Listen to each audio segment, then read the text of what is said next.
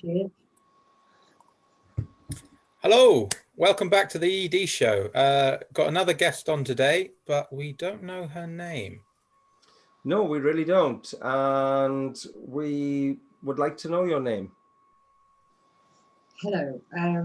That's one of the big questions that started all of this off, obviously, is who are we and how do we define ourselves? So normally when somebody's asking, what's your name? They're asking and looking for a contract to entice you into their jurisdiction. So usually when anybody asks my name, my answer is I'm looking for that. I don't know really who I am. I was told that I had this particular name. I was given a piece of paper and told that that was me, but I haven't actually got any evidence of that other than hearsay. And so when to define myself as anything, I would say energy and matter in movement, and that I'm ministering that. So if you want to call me anything, you can call me Minister Emma Venn. Hello. Hi. Well, it's an Hi. absolute honor for us to have you on. I came across you myself on YouTube, which I'll put the links below. I'll also put the links to her website. Please, like and subscribe and support in any which way you can. It's a real privilege to have this lady on. And without further ado, if we just let you inform our viewers and everyone what it is that you're about in basic terms, so that they can look you up and get this important information that you've got to share. Okay, well, most people who are going to be watching this are aware of the fraud that comes through the birth certificate. So when people start to understand the difference between legal and lawful, they can start to restore their rights of their secured mind, as opposed to an unsecured mind crediting a legal fiction. So what the reason why I answered the question like I did is because the birth certificate is actually copyrighted. It's a logo that represents a corporation. A corporation is a dead thing speaking when you split the words up, and you are actually contracting and assigning your universal consent to the Vatican and saying, I'm an incapacitated legal minor. I haven't reached the age of 7 or over. That's through something called the Que Tu Vie Act of 1666. And people can go onto the Emma Venn channel on YouTube, and they can watch some videos that explains the origins of this fraud. So creating, or not even creating, because we didn't create, that's a claim. And the problem comes when we start to claim anything as ours. That causes the fraud against universal law, because it's false. We don't own anything. It's not mine, it's not yours, but we have a right of use of it. And even in the legal fiction system, it is the right of use of something that has the value, not the thing itself. So what does that mean in let's call it real terms, reality as we know it? When you use that legal fiction and you say, hi, that's me, you've immediately committed fraud against your soul because of the implications that weren't disclosed to the parents when they entered into the contract with the birth certificate.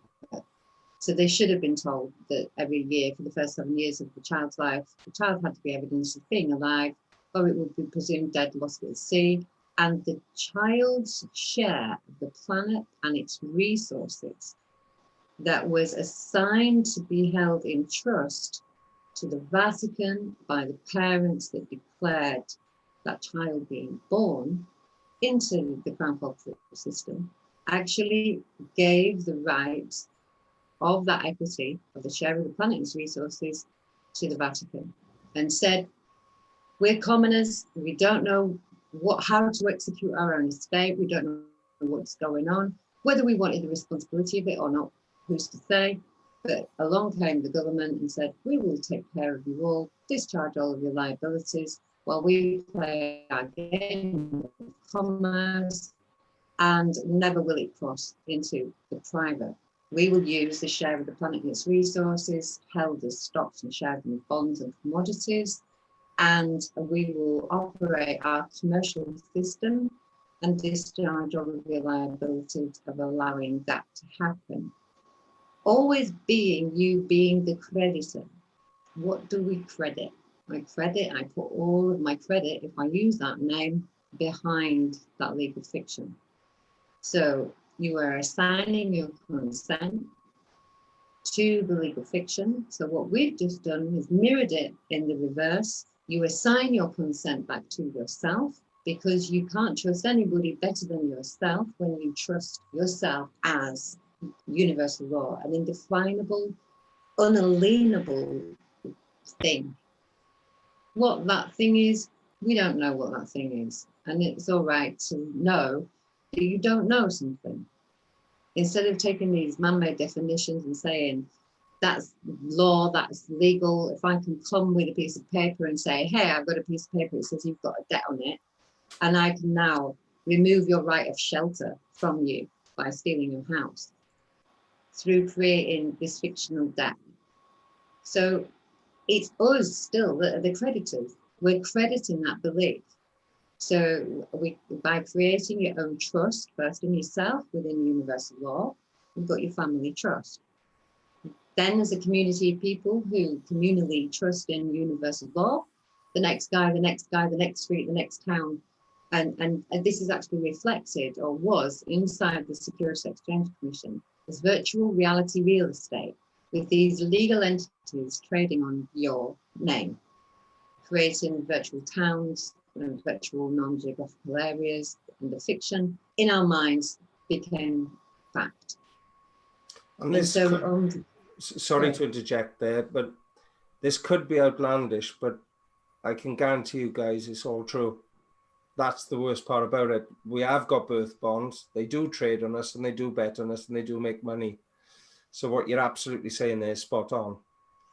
You know, I used to sell you on the stock exchange. I used to work for a company called Veers, and it was my job to assess, were you a good bet for pharmaceuticals 10 years from now? Now, obviously, I didn't know that these bond numbers represented people, because the money's too good. You don't want to see it. You know something's not right, but you know, who's going to do anything about it? You can't do it. It's always going to be that, because that's always the way it's been. All of these limiting beliefs that we've been programmed with to make us very divided and focused just on a tiny little fragment of this whole picture. So when you take your awareness to actually, all right, how did I get into this position? Here I am, supposedly with all of these rights, but I can't go and feed my children organic food by going and growing it in the ground that's standing barren, because it's being paid to be not farmed by some anonymous entity, corporation somewhere, laundering the belief that we're all crediting. So when you stop crediting, what you're doing is you're reserving the right to credit something else. I'm taking my credit out of that system that is represented by legal fiction and corporations. I've seen what you've done with my shares of this planet, this rock, and its resources, and I'm reserving my rights from you. You really are not doing this in my so-called name. So say for somebody like me now, I haven't got significant debt, but I'm just using it as an example. Say, for instance, I wanted to wipe a credit card. How would I step out to that fiction?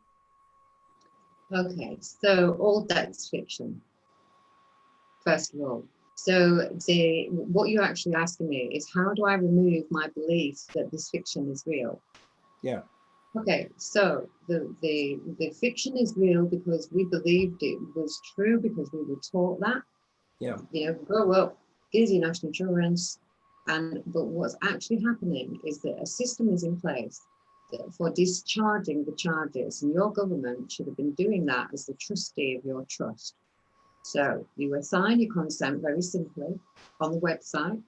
You are to create, what you're actually doing is you're realizing what consent is.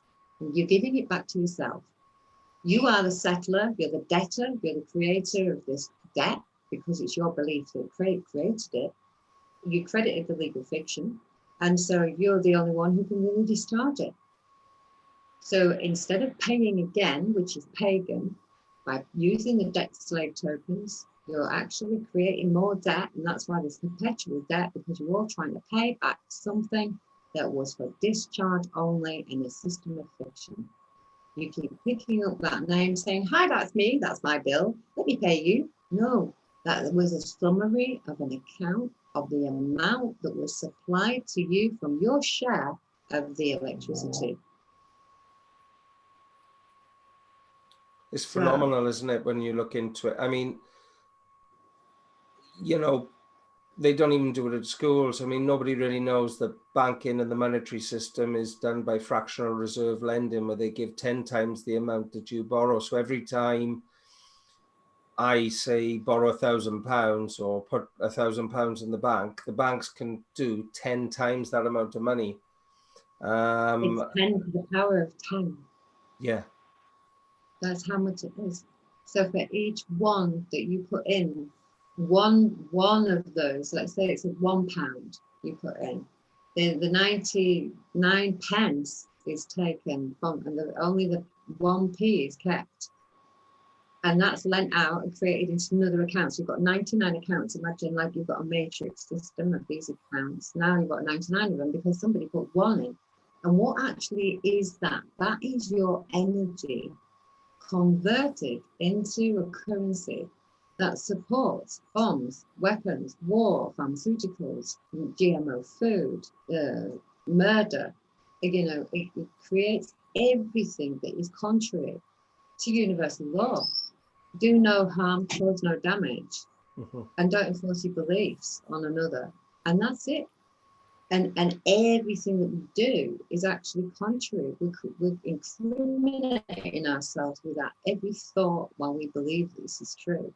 So what people do, they just put the account number very simply into the contact box and their house number and postcode if they want us to stand surety to their liabilities for council tax, water, electricity, any of the debt, credit cards, loans, mortgages people are doing now, and you move slowly through the steps. We don't expect you to suddenly go, here's my mortgage, you know, because you have to minister yourself. It's not that I have assigned my rights, trust, whatever liabilities to something other than me.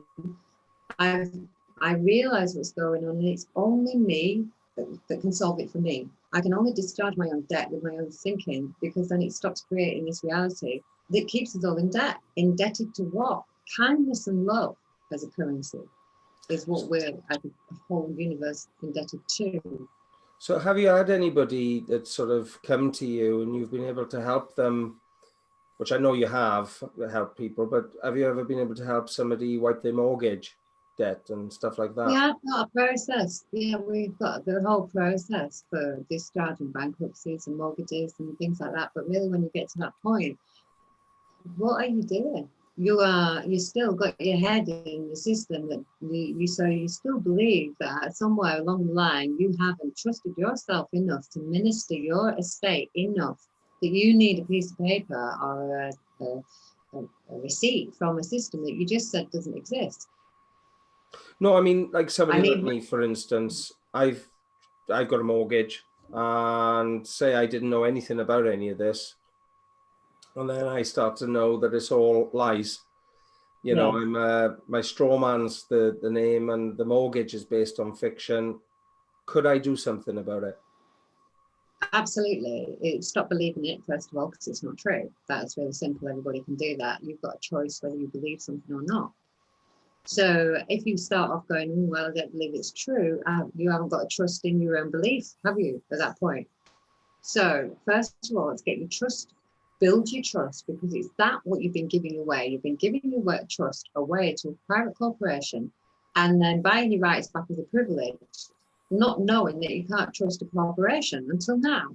Now we are all aware, enough of us, that you can't trust a corporation, can you? Look at the reality we have. So you very simply have to, this is about ministering your own mind and shutting these doors down. So you have to go through these steps. Don't go launching yourself off in the deep end at the mortgage and then sitting there and going, oh my God, because you're actually creating the energy that they're actually harvesting anyway, which is the fear and the hate and all of that negativity. That's not what this is about. Empowerment and you restoring your rights. So start with your council tax, start with your electricity, water, small things, and see how that works. And then when you're ready, then you can at least tell somebody else. I did this, I went on the website, I put my account numbers in there, I didn't know much else about it, and I pressed send. And then I got a document back, it said assignment of consent. I'd sent that out to the instructions I was given, I kept the receipt, and that was it. And so all of my liabilities, now I've got time to think about the next step now, because I've proved to myself that if I do that, this happens. And what we're saying is that you can only speak from example and practice. So this is everybody who talks about this now, they've practiced it in varying degrees, 22 million people altogether who've practiced this in varying ways. While they're ready, some have discharged their mortgages, but the point of this is not to get your credit rating at 999 points again, so you can go and create more debt. And lots of people did this. I did this before, and I said, yes, let's do this. And then you've got all of your credit rating back and use it for the good, for helping the people. We gave them access to their treasury account. Yes, yes, yes, we're going to build a new world with it. We're going to convert this slavery into kinds credits. They bought Porsches and boats. So I reserved my rights at that point because I have not spent all of these years discharging debt and getting rid of all of this phenomenal amount of belief and discharging it in people for them to just go and get to that point and then credit that system again. So yes, there is a process that you can do, but really, when you get to that point, you're not going to need slave tokens anymore. You've got a community around you who will all put their 5 hours in. Nobody pays us for this information. That's why you can't corrupt it. You can't buy it. And we definitely wouldn't be accepting slave tokens for it if you could. So that's what we've been doing. And what happens in the background then is that up until now, up until the 24th of February 2020, we were charging these corporations for tempting them. Once they've got that assignment consent, we were then putting them on notice. You can't use these shares of this particular creditor anymore. The consent's been assigned to their trust, and we're acting on their behalf of their trust to say, where's your contract?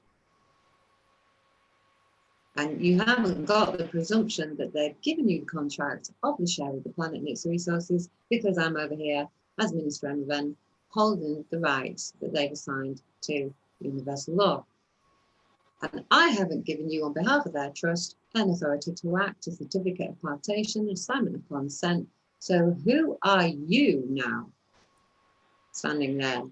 Where's your license now to stand and trespass upon these people's rights and try to commit commerce? Haven't got one.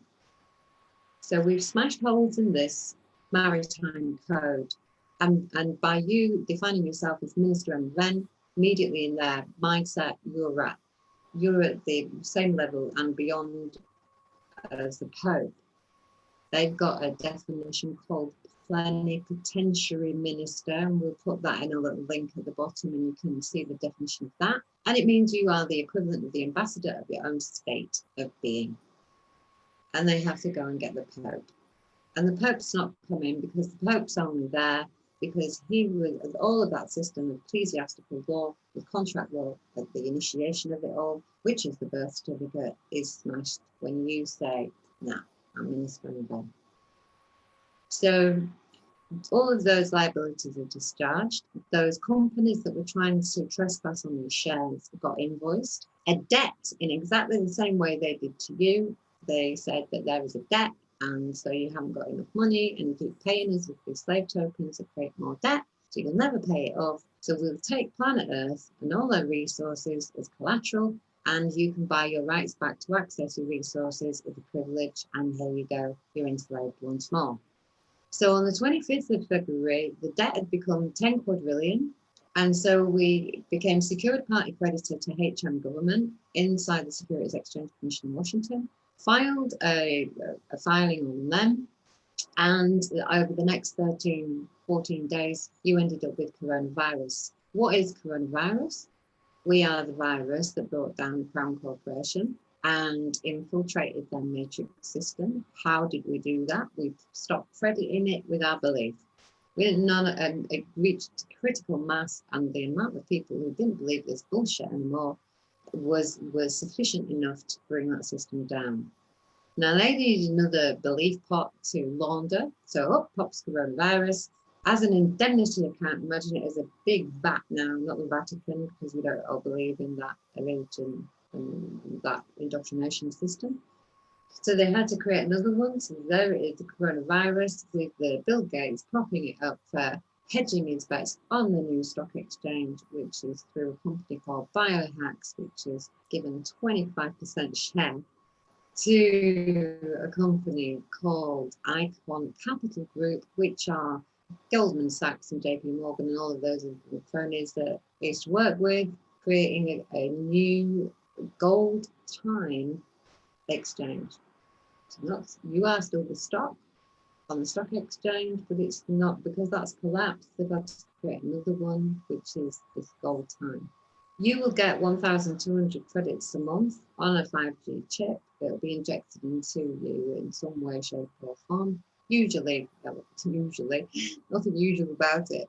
The way that it's looking is obviously through the vaccine, and that will connect to you. Then, if you've been a good debt slave, you can have some credit in your chip. And when you go to your house, your electricity will work, and it will deduct it slowly. You'll be looking at being counted down, a lot like that. There's a film made about something similar to that, I can't remember. Obviously, we don't want that to happen. And so I've been banging on about this for 8 years. When the coronavirus got everybody now in front of their laptops and time on their hands, it is to learn this. There is a negative and positive energy in everything, as we know. That much we know, or that much we think we know, and by smashing those two things together, it cancels each other out to the same degree if the amount of force is the same in the opposite frequency. And this is where we're at, I believe, now, and I believe that a few months ago, and that's why everybody was let out, I think, to show, you've all learned this, yeah, we're going to do this. No, you didn't. They took the so-called freedom back, put their mask on, and went to the supermarket, and they didn't do their 5 hours exchange. They didn't support their community. We've got organic food producers, farms, people making creams. That you are the community. So you either put your energy and credit your community, or you give it to these parasites. So the kindness credit exchange cleans the energy that you've been backing the slave token with. It cancels out their ledger book creation. They cannot create debt on that because they haven't got the jurisdiction of it. Once you convert, they come in my shop, for example, if you convert £4.50 of your energy, normally you get an organic coffee in England. Here, it's the same. So most people can't afford it. So they drink Nestle. That puts their stocks and shares up on the stock exchange for pharmaceuticals, because you drank Nestle, you paid with your card, you've given and disclosed all your information. So what using kindness credits does, it means that you keep in the private. You're not disclosing information. You've cleaned your energy. You only need a tiny little bit of energy, because none of us need to make profit out of you. We just want you to have something nice that's going to heal you instead of harm you. So if you're going to drink coffee, here you go, have an organic one. But if I take £4.50 at point of sale, or even 50 pence at point of sale, I've got to check. So really the cost of the coffee is 50 pence. But if I take that 50 pence at point of sale, I've got to add £3.50 of your energy to give to the slave system, so that I can then give you the coffee. Well, not in our structure. We've got rid of the parasites and said, do you want organic coffee? Yeah, give me 50 cents and I'll show you something. So you give me 50p or 50 cents, and I put one rock, one of our kindness credits on the table. Doesn't matter, it can be anything. Okay, and I take the 50 pence. Now, as a business or a private affair now, I've got the money there to pay the supplier for the coffee, haven't I? Because it costs me 50 cents a cup. It only starts to get, if I'm trying to capitalize on it, that's when it starts to get, adding on here and a little bit there, and then they can step in. But even if it's 50 pence, they can step in. So I pass the rock to the person that I'm doing the exchange with, and I say, right, tell me what you want now. And they say, well, I want a coffee. Okay, it's one rock. Give me one rock. Now there's some videos on YouTube that I do this through, and we also do these webinars to help explain people, put this into bite-sized pieces. So they've given me the rock now, and I give them the coffee. And I write a receipt, one coffee, one rock. What do I pay my tax with? Right. That's it. And now there's a very old story called, well, the history of Greece actually, which was Kronos. There's an energy called Kronos, and Kronos was eating Earth's babies. And Earth had had enough of Kronos eating her babies. So when she was pregnant with Zeus, she took a rock when instead of giving the baby to Kronos to eat, she wrapped the rock up and gave Kronos the rock. Kronos ate the rock, and Zeus, gods, which whatever it is that we are, or whatever it is that we are made of, that thing existed then because she fed Kronos rocks. Zeus ended up killing Kronos, and all his brothers and sisters survived, which is like the 12 gods, the 12 parts of you, the 12 dimensions, and the 13th part is the awareness of itself. So this was supposed to be like layman's terms. You're gonna have to probably cut it out and jigsaw it around. The bottom line is, what it means is that you kept yourself private. You can be no longer deemed as being a commercial thing.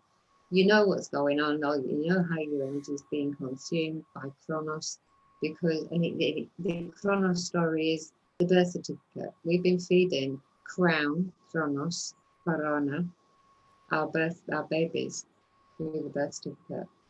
And the minute that you give this rock to Kronos, that system remains obsolete in your life. I have no papers, I have no identification, I travel freely, I have my car private number plates, and I grow food, we open shops, we discharge people's debts so that we don't have to have any rent, and everybody can give freely because all of that libelous, indebted mind has been discharged.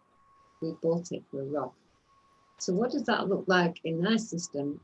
The 10 quadrillion, we said to the HM government and the system, look, we've done to you what you've done to the other people and to us all. So if we said to you, you can buy your way out of this if you give us your slave tokens, what have we done? We just put value on their system again and credited their belief.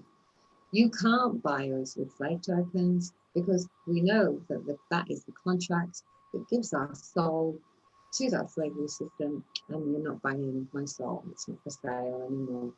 So we can't accept 10 quadrillion slave tokens. So our currency is rocks. So we exchanged in a debt equity swap, which is from the Uniform Commercial Code 9609, 9610, which is applicable to HM government because it was filed as a foreign government inside the Securities Exchange Commission, or was.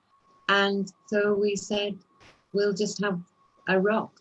We can discharge this liability with a rock. Which rock? Planet Earth. And all of our stock shares, bonds, and everything that you created off that back of that rock of light is now back in the hands of the real creditors who have got the real right of use of it to use it right, not give it away to another non-entity, a faceless corporation, somebody that we can blame for when it's all shit, and say, that is my responsibility for myself, what I project, what do I believe, what belief system do I credit, because I manifest my reality. And what it is I believe, well, I believe that all we should need is given freely to us through a rock, And that's what we were exchanged. So we actually became the settler of our own debt by exchanging one rock for one piece of paper. So somebody say, like, I'll use Elliot as an example. He's had, a birth certificate created. They've done the Guthrie card with him. So they've sent the blood signature to the Vatican. His parents would have signed for his birth certificate, being totally unaware that they're entering into a contract. And Elliot's unaware, obviously, because he's a little baby, that he's in a contract. So there is no contract because obviously it's done underhand. And we know that's how these satanic forces work. But just for people to get their heads around this, we'll use Elliot as an example. I don't know for sure, but there is ways of looking up on your national insurance number, and you can actually look up your own bank account that the government has on you. And in some people's cases, it's phenomenal, isn't it? You know, how much money this system has created on somebody perhaps like Elliot, where they could be, and he doesn't know this, and I don't know, I've never looked up what my slave master has generated from me, but in some people's cases it's in the millions, isn't it? It's unlimited. It's your potential creation is gambled on. Before you're even born, and your mother goes to the doctors and says, "Hey, I'm pregnant," a number's created. It's that she's already got these numbers attached to her potential, her potential creation, and her mother's potential creation, and it is the harvesting creation that we're talking about. Whatever level you get that on, you can see it around you. You know, we're destroying our environment, we're destroying our children, we're destroying our ability to be able to create. And what we're doing is really, it's like hammering ourselves in the face and saying, are you going to do something to this incapacitated part of your mind that you've let loose and said, it's nothing to do with me, that bit. That's, you know, oh, they took my rights away. No, you gave them away. And I had this conversation the other day on Facebook with somebody who'd said about rape, because I'd said that you don't have it taken from you, your consent. You're granting it away. And they use the analogy of what if somebody rapes you?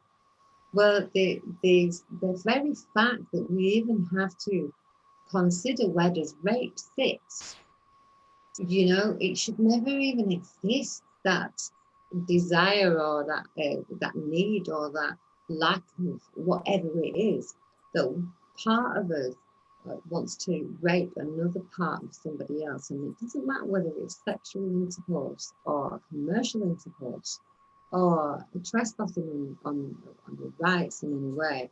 It should never even exist that we have to then debate whether this bit's worse than this bit. It's like saying everybody's psychotic, but I'm more psychotic than you, or you're psychotic than me, and I'm going to assess you in my psychotic state, stamp a piece of paper and say, oh, you're psychotic.